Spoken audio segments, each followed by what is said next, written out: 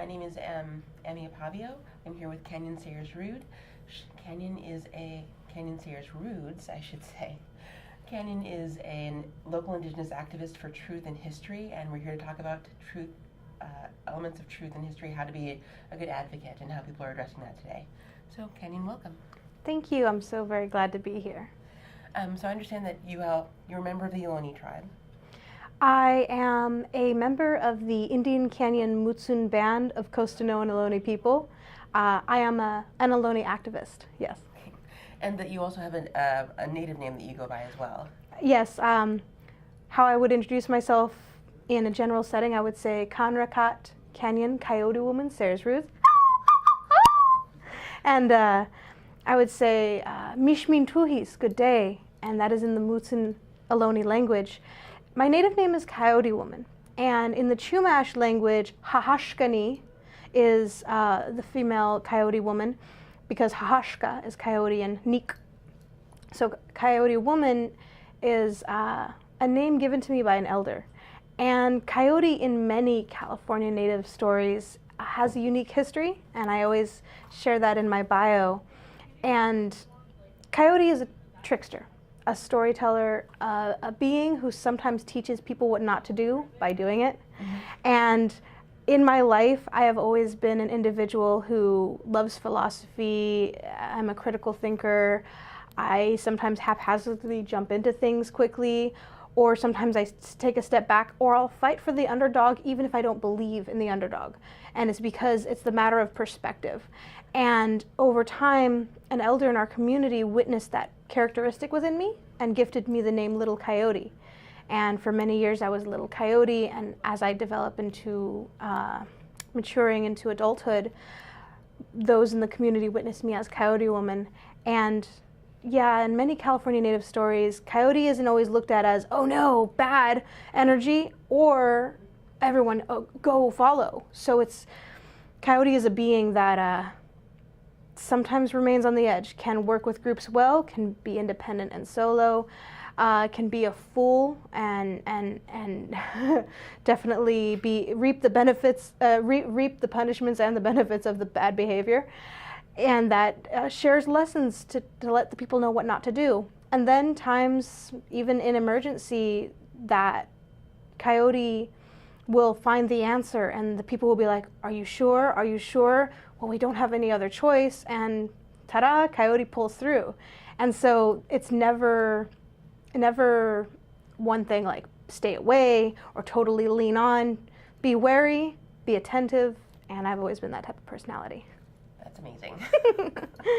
So I was going to, do you have a specific story about how you might embody that name? Oh, well, one, I talk to coyotes in nature. Oh, so okay. I as a kid, my mom called me a kitten hunter because we had feral cats, and the way you get a mother cat to tell you where her babies are, because she will never lead you to them if you're following her, you have to act like a kitten. And so I hide my mouth and I go, and then the mother will come towards me like, where's my baby? Then she's like, oh, and I cover my mouth so she doesn't know I'm doing it. And she's like, she'll go back to her litter and find out, 1, 2, 3, oh, they're all here. Wait a second, and then she'll find that I'm already like, haha, no more feral cats. And so over the years, I would just interact with nature. So I make cricket noises. And then coyote, I yip and yap like coyote. And the elder who called me Little Coyote, he was a storyteller. And there's a story that's known way up in the Pit River territory. He's not a Pit River native. He does not like that term, but I cannot say his tribal name. But there's a creation story around coyote and silver-tailed fox and how the world came to be. And silver-tailed fox made things really, really easy and made acorn trees short and acorns huge, and coyotes coming behind him like, no. We'll make a whole bunch of seeds on this acorn tree, but we'll make it tall and make the acorn small. And so it kind of like went around ruining all the beautiful work, but it is how things came to be to this day. So we appreciate that. And yeah, I kind of do stuff like that in my life. Well, that sounds like that works out well. Yeah. So I understand that you, well, first thing I want to say is the person who gave you your native name isn't a storyteller, but you are quite a storyteller as well. So I understand that you were recently involved with an event called Regenicon. Yes. And can you tell me what that event is? Before I was invited to it, I never knew what it was. And so it's off the energies of regeneration, regenerative and restorative methodologies. Okay. So regenerative strategies for a sustainable world, I believe is their tagline. I was invited by the founder of SOCAP. His name is eluding me at this moment in time, but the founder of SOCAP. And he also works at the Impact Hub in San Francisco. His name. What is SOCAP? SOCAP is I didn't know what that was either before I went. I'm kind of invading these spaces. I'm kind of Columbusing these spaces. No. And anti-Columbusing these spaces. Right. Yeah. I'm discovering it, rediscovering it, and re-indigenizing it. Bringing it back all. Yeah, and decolonizing. Yeah. So Regenicon was a gathering where many people of many venues and methodologies, so let's say economy, restorative and regenerative justice, urban strategies, development strategies, economic strategies, business models, any way that we can work with our environments so we don't engage in it in an industrial capitalistic fashion where it disconnects us. And so it's everywhere. There is connection in every way. So there were people there who worked in the pharmaceutical industry caring about with how they test their products and how it needs to be conscious and cohesive of better practices and management, or how wellness, the mind, and wellness is not just a medicinal practice, but a interpersonal and communication practice. Then it went to urban strategies in recognizing what gentrification is and how we can't be displacing the local peoples, and then talking about socioeconomic disparities, and it hit it talked about food wellness and lifeways, and encouraging of going more local, sustainable, seasonal. So it touched on every topic, and what they recognize is with their efforts of maintaining equality and equity of the people, that some of these practices have been time-tested and ongoing. So when there were some people who were from the permaculture realm of conversations, they recognize that indigenous peoples have been permaculture and ecologist masters for thousands of years. And then when we recognize how many of us come from different nations, different territories. Here in California, there are in excess of 200 languages, and just between San Francisco and Monterey, 8 different dialects. So how did we communicate with each other? How did we interact? We were multilingual, and we respected each other's spaces and territories that we maintained. So I sometimes ask, whenever I speak to the community, there are certain etiquette practices that we engage in today's society. If you were to go to your neighbor to ask for a cup of sugar, how would you do it? Would you walk right into their kitchen and take the cup? Or would we possibly knock on the door? And most people would say, yeah, I would knock on the door. That's how Native peoples would interact with each other. And there's a practice called indigenous protocol. It's a contemporary phrasing, but it means to come with etiquette and respect by acknowledging the original peoples. If we're not on the land of our ancestors that have been maintaining this space for time immemorial, thousands of years, because many of us have 1, 2, maybe even 5 generations here in what is considered the Americas, Turtle Island, these spaces, we acknowledge that indigenous protocol and recognize that there have been people here longer than us, longer than our families.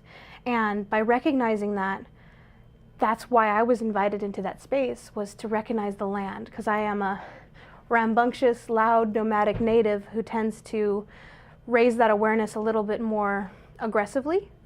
Because traditionally, people would know to do this. Our ancestors, my ancestors and neighbors would know if they were to come into the territory, they would ask in a respectful way if they needed something, or if they wanted to trade, or had to travel through our territory, or there's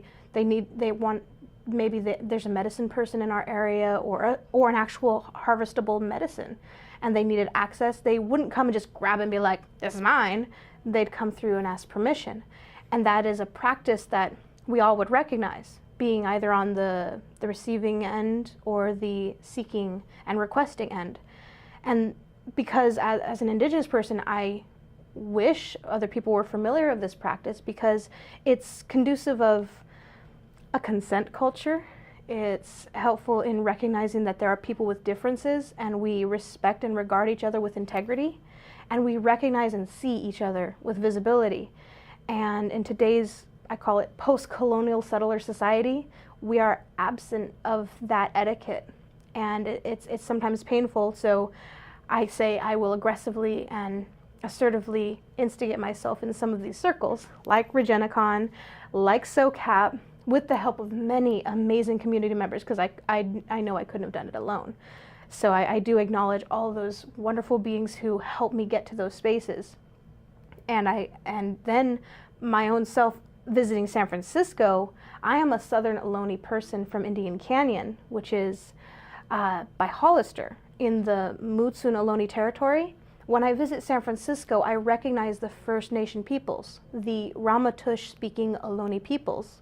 And one village site near there is called Yalamu. And to get people a little more comfortable with phrasing, I'll ask my audience or whoever I'm around, I'm like, can you say that? Say with me, Ramaytush and Yalamu. And I'm like, you just said the first words of the indigenous peoples before Spanish, before English. And you recognize that those native peoples are there. Sometimes they may be absent. There are some people who are still learning their heritage, so there may not be strong, loud advocates like myself in various territories. That doesn't mean that there's no existence of those peoples and those histories. So, so it sounds like Indigenous protocol is not something that's a relic of the past, but it's something that you still practice in an active way today. Mm-hmm. And so how do you practice it when you're traveling to different areas? How do you practice Indigenous protocol?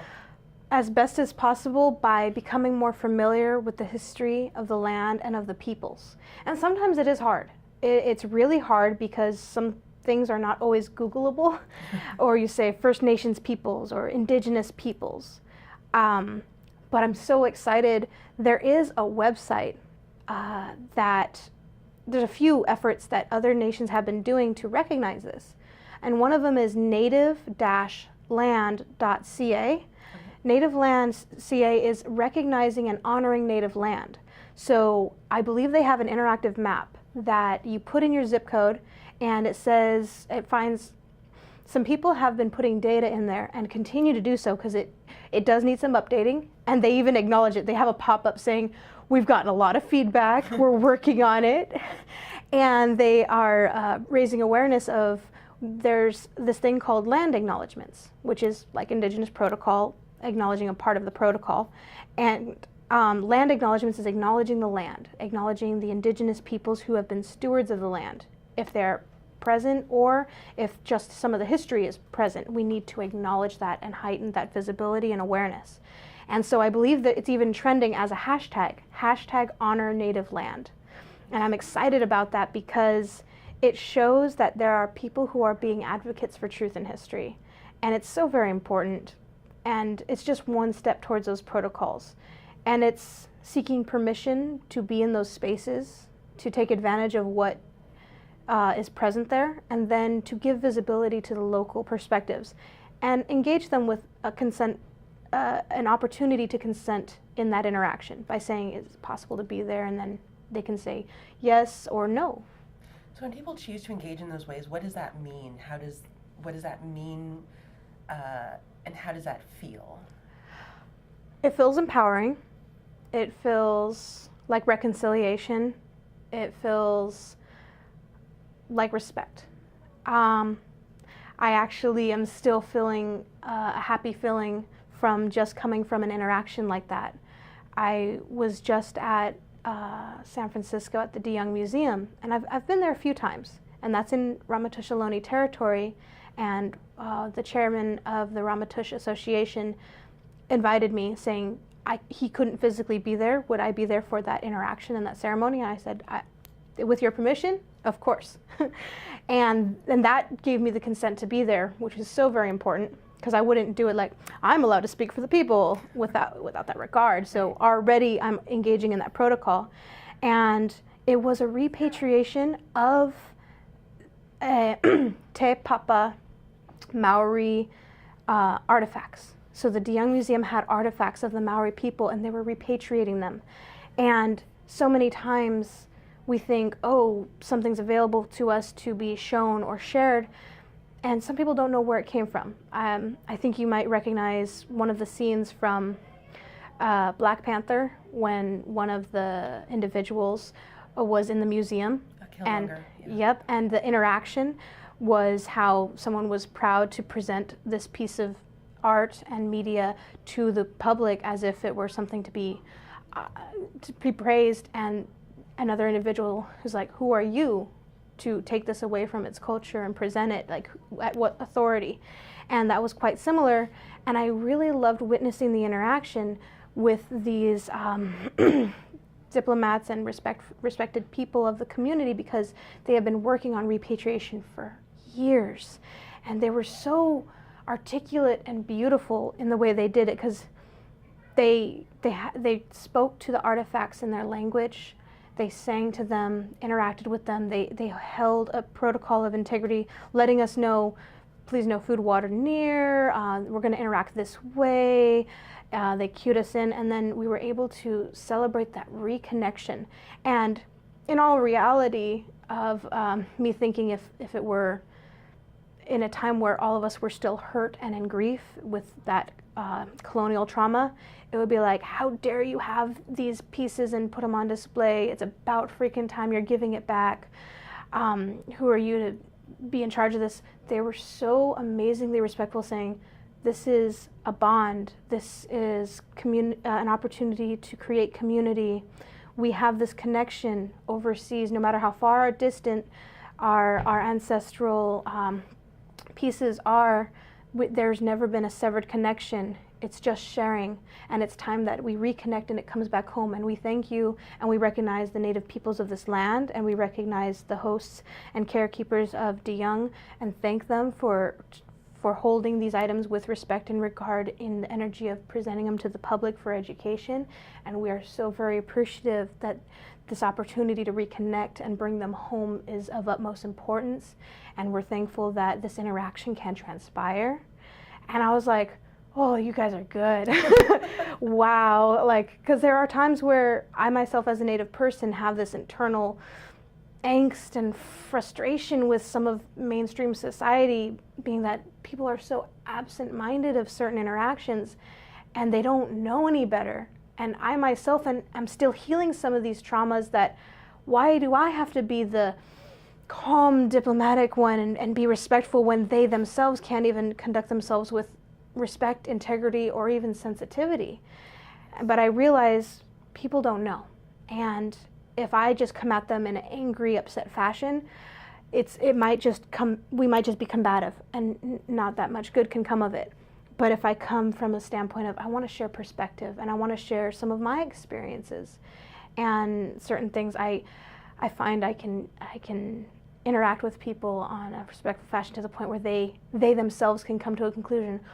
Wow, this is necessary, or I think I have someone you should meet, or you should speak to my classroom, or any interaction of potential progressive, forward thinking, and just interactive responsibility in interacting with our community. Understanding that, yes, we have differences, we can celebrate those differences, and yes, there are many things that we can unite together. And I always try and remind people of that, because it's okay to be different. It's okay to have ourselves conduct ourselves differently. That's why we should be celebrating each other. And we all should recognize we are people of this world. We are people of this community. We need to work together because this is all we have. So we can operate on those multiple paradigms and respect each other with regard and sensitivity and just respect. As a person who grew up in the Bay Area and as a person who talks to nature, how do you feel about the way that the Bay Area has evolved? Just, I mean, over the course of your lifetime. Oh, amazingly. I know for a fact I talk differently than I did 5 years ago, 10 years ago. I've learned so much, and it's through many other people. There are things I've learned about culturally and traditionally that I would not have had I not had the interactions I had. And in the Bay Area, there is this connection to the land, and I feel like it's almost like a magnet. There's this pulling of many peoples and nations. Silicon Valley, the hub of technology, and the gold rush came earlier on. And when we think about California, it provides so much food for the nation. And California was the most densely populated of diverse people because there were in excess of 200 dialects, 90 languages, 200 dialects. That means guaranteed over 200 different tribes speaking different languages. And how we all interacted, because many people who have read history books learn about the Indian Wars and survival, and then they're like, well, you Indians or you Native Americans fought and had wars too, and you did this and you did that. It's like, not the way we're familiar with. Not like slavery. There wasn't that exact kind of imperialistic colonial slavery. There were interactions between people. We're human. So there were human interactions, from envy to fighting to bad behavior, though there wasn't that deep, huge warring communities always fighting and always trying to take over land. Yeah, there was disputes, always. In that, we were still capable of being multilingual with the ability to trade. There were beings that traveled up and down through California, and it being very diverse and sustainable with all of its resources, rich, that there's just this beautiful space that people came together and just had an opportunity to celebrate culture. And when the missions came through and the waves of genocide against indigenous peoples with colonization of the missions and then colonization through the gold rush and homesteading, the U.S. government put out in excess of $1.4 million, $5 a head, 50 cents a scalp, to eradicate the California native. And that's a lesser known history, true facts of this land that many people don't know. And so I'm so happy to witness that in the Bay Area there has been that progressive energy. I'm blessed to be in California. I witness things of other states, and it's really hard. And I am excited to see things shift. I get frustrated that then people are used as examples to be dismissed, more slurs like liberals and progressive and political correctness. I get frustrated when those are used as degrading slurs. But I have witnessed beautiful beings and amazing allies and advocates of truth and history, and it's slow and go, but it's really beautiful in coming together.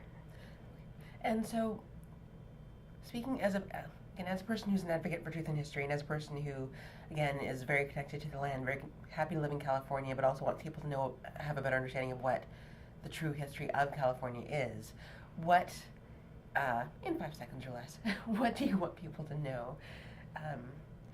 That as Indigenous peoples know truth and history and are learning and reconnecting to culture themselves, that all of us as people of this world are responsible for our own education, and I would encourage them to go research about the land that they are living on, the resources they are benefiting from, and the colonial contact that they may be unfamiliar with, and just honor truth and history of the spaces and places that we occupy in today's post-colonial settler society.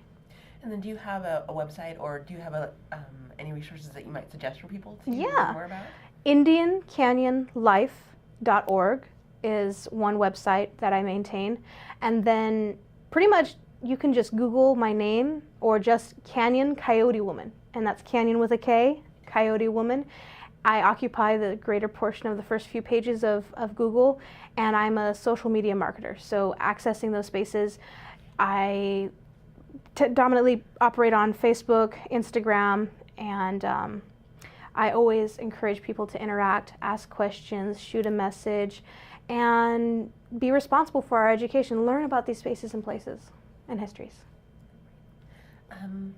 Actually, I do have a question about how do you feel that social media is affecting the ability to kind of get out the history that you feel is so important for people to know about? It's so very important. It's an amazing interaction, and it can be detrimental because from fake news to people with alternative agendas, it can be dangerous. And so finding citable sources, respectable sources, and also not just seeking one. To interact with academic integrity, to know that you keep finding these truths, and then qualitative and quantitative data, being able to go to our elders and our community members who are culture bearers to recognize that not everything is in books, not everything is in a source, it's not fact if it doesn't exist there, to be able to approach it with respect and regard. So it sounds like you've got the online websites, but you also recommend that sometimes people are a Oh, good resource yes. for what Yes. you need to know. Definitely. Well, thank you very much Thank for you. your time today. And again, we've been speaking with Kanyon Sayers Roods. She is a local Indigenous activist for truth and history. If you'd like to find out more about the work that she does, again, it's IndianCanyonLife.org. IndianCanyonLife.org. You've been watching in our community, and thank you for watching.